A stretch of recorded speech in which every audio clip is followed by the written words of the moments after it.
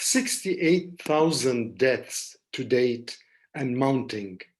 The R rate way above 1 in many parts of the country across our 4 nations. Lockdowns hovering over our heads. What a challenging 10 months we've had in 2020. Welcome to Arm Wrestling with COVID-19 in London. This is number 43.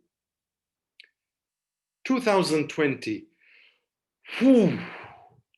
Inconsistent, stop and start attitude of Her Majesty's government, often over-promising and then underperforming.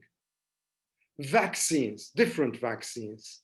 Tiers, different tiers. Track and trace, different apps.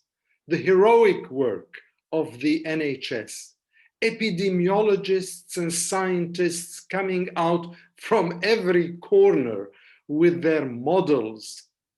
People talking either of conspiracies or else of apocalypses.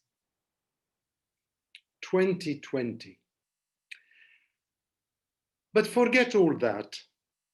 For the space of this number 43 of my YouTube episode, as I share with you all an end of 2020 and the start of a new year. So I want to say a few personal words, not academic reflections, not legal reflections, not political reflections, not even situational reflections in the broader sense, personal words about how I reacted to this awful pandemic in 2020. When I was at school, many moons ago, I always subscribed to the approach of mind over matter, of head over heart. The joke that many of you viewers and many of my friends know is that my teachers and some of my classmates used to call me Mr. Spock from Star Trek, or the way it was pronounced in French, Monsieur le Spock. In some sense, that was true. And later I realized that it wasn't only Mr. Spock that was having an impact on my life and in the way I approached life, but that I also subscribed to what Sir Winston Churchill said once, that fear is a reaction, courage is a decision. Indeed. And as I look at 2020, that quotation from Sir Winston Churchill, fear is a reaction, courage is a decision, becomes even more pertinent and more important. Starting in February, March of this year, of 2020, I was hopeful. Not so much of my own world, my little world, but also of the intense humanity around me.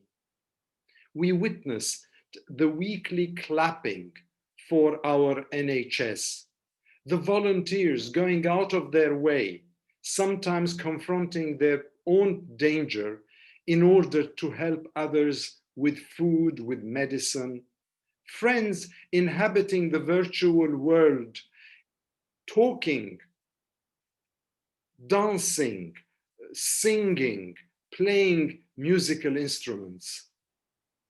Different, very different from previous years, and also distracting. But you do that for a few weeks, perhaps even for a few months. I did. And then reality inevitably kicked in. After all, 9 or 10 months is a long time. Aloneness, and soon thereafter, loneliness. Then confusion, fear, and an awareness of my own vulnerability, my frustrations, my anger as I succumbed to some of my symptoms, and often an j'accuse moment à la Émile Zola about a government that, in my opinion, was failing me and failing 60 million others. A government that seemed to be more into navel gazing and unable to see beyond their noses. COVID-19 and Brexit. Give me a break. That's what I call tectonic changes. That's what I call ideology overtaking humanity. But in those moments of diffidence, in those moments of vulnerability, in those moments of fear and frustration, of not really knowing where I'm going, what's going to happen to me, what's going to happen to those around me, I recalled Thomas à Kempis in his Imitation of Christ. This German-Dutch author said, "First keep peace with yourself, then you can also bring peace to others." I've tried sometimes too hard.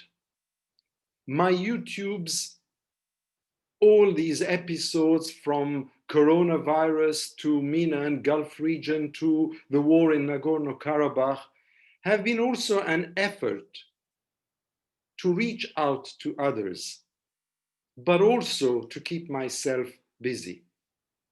But it isn't easy, is it?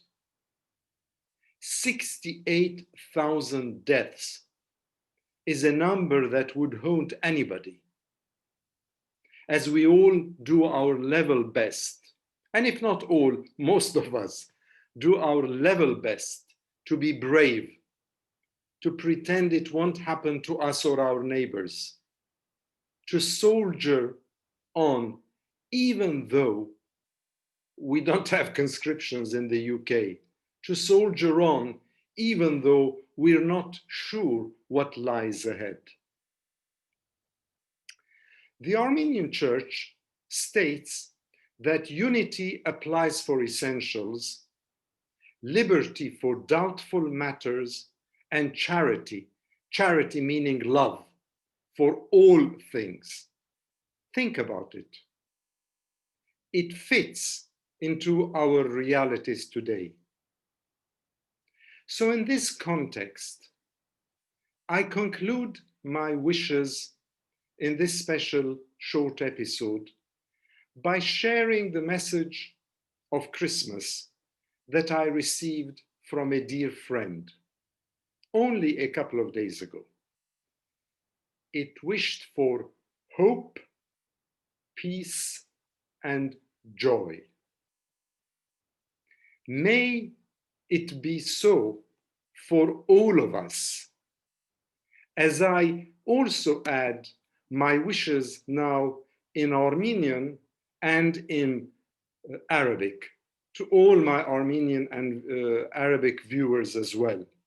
But here is the card. Hope, peace, and joy.